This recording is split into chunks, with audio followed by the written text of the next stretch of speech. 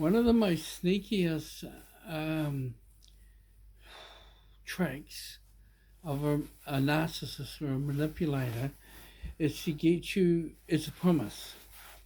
The promise. I remember when I was a child, and my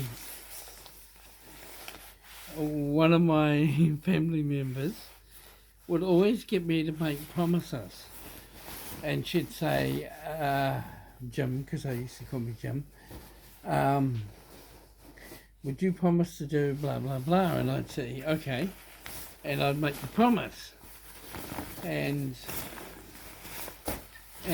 she would turn around then, and later on at a different time when I didn't want to do this promise, and she'd go to mum because that's how I wouldn't do it, and she'd go to mum and say to mum, James won't do the promise. John won't do the promise. John promised to do it, and he won't do it now. Mum, make him do it, and Mum would make me do it. Mum was always doing that, and she'd just say, "Oh well, you made the promise. You said you'll do it, so do it." And it used to drive me crazy because I couldn't understand why I'd make. Because at the time I made the promise, I did it with good intentions, so could be an honest person. So I did the right thing, but then at a later date, the promise it felt wrong, and I couldn't understand why I didn't want to do the promise, but I didn't want to do the promise, and I'd say no, and then she'd get really angry at me, and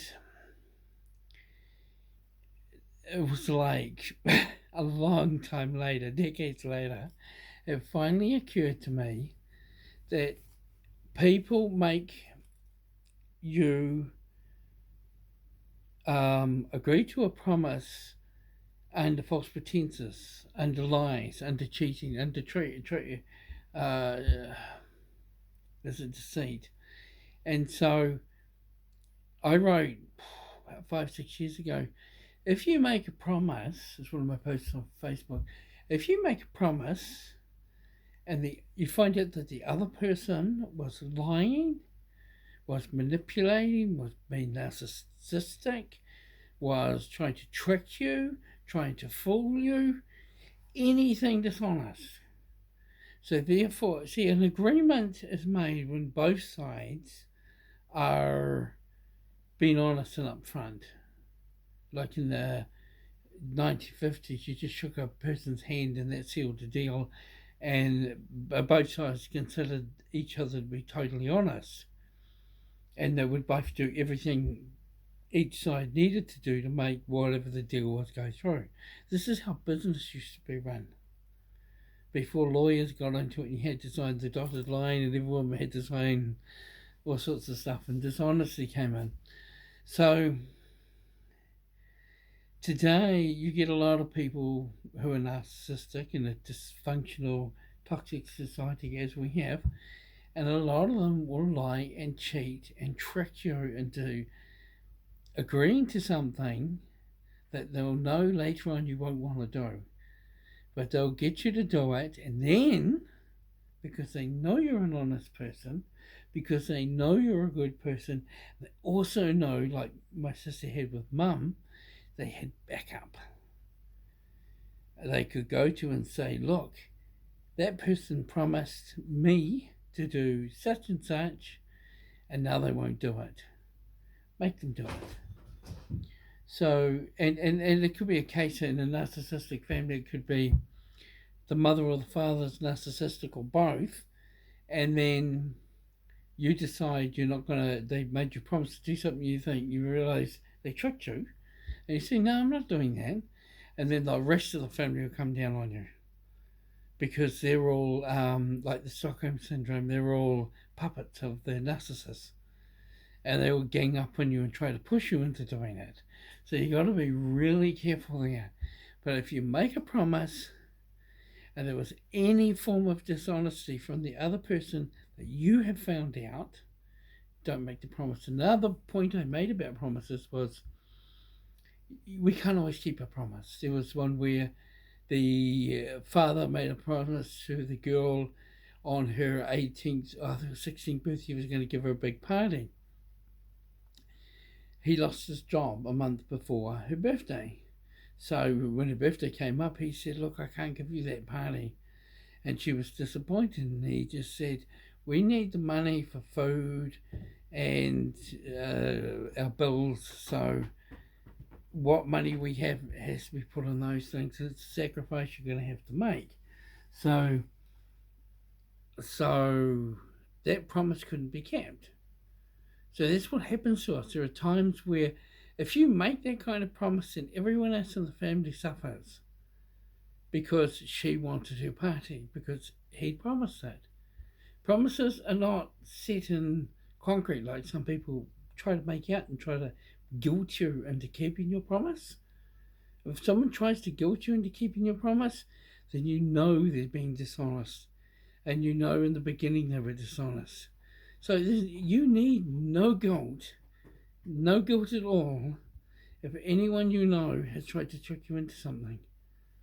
There's no reason to feel guilty at all. Just walk away and say, sorry, I can't do it now. Things have changed, the situation's changed, like in the case with the girl, and therefore that's it. It's not going to happen. And you might say, I'm sorry, it's not going to happen, but this is the way it is. It's not going to happen. And that's it.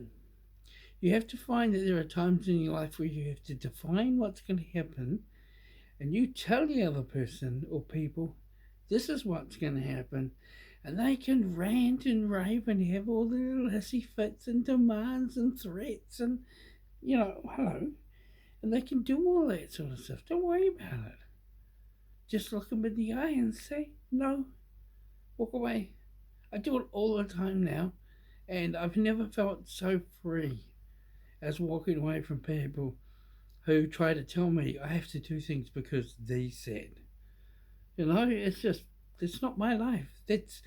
I say to them, if you want that to happen, you do it.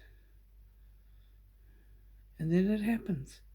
But it happens with you doing it, not me, because I'm not doing it. And that's that. So, when you make a promise, and I'll try and put them down, get more comfortable. When you make a promise to somebody, and they were dishonest in any sense or in any way, even if it's a group of people, even if it's a family member, even if it's a parent, even if it's your lover, any promise you make that was made where they were being dishonest in any sense or in any way at all, you don't have to keep that promise. What's the matter? Hey? Keeps sitting there looking at me. You don't have to do it. So you just say, no, I can't do it now. You might want to explain it, but you got to remember another thing too. When you say no, you don't have to give an explanation. You don't owe anyone an explanation, especially those who say they're trying to help you, and family. Because what they do is you say no, and then when they get into an argument or a debate with you over it, that's your opportunity to get you to change your no into a yes. So that's how they try to trick you. So the thing you got to say is no, and there's nothing to talk about, and walk away. So you make a promise, you say no about the promise, and you walk away, then that's it. So be strong, be firm, and this is how you gain courage, and you gain a lot of faith in yourself, in your ability to stand up to people, put your foot down, say this is how it is, this is how it's going to be. If you don't like it, that's absolutely fine, go away. But this is how I am doing it. This is how it will be. And that's it. There is no more discussion, no more argument, and I will do what I see fit. And then you go and do it. But remember, any promises made with any form of dishonesty, you don't have to keep the promise, and you don't have to feel any form of guilt whatsoever. As soon as you find out the other person was trying to trick you, that makes the whole promise null and void. It's like getting a document and ripping it up. As soon as you find out they've been dishonest, the document means nothing. And it's the same as a promise that was built on a foundation of dishonesty, lies, deceit, whatever.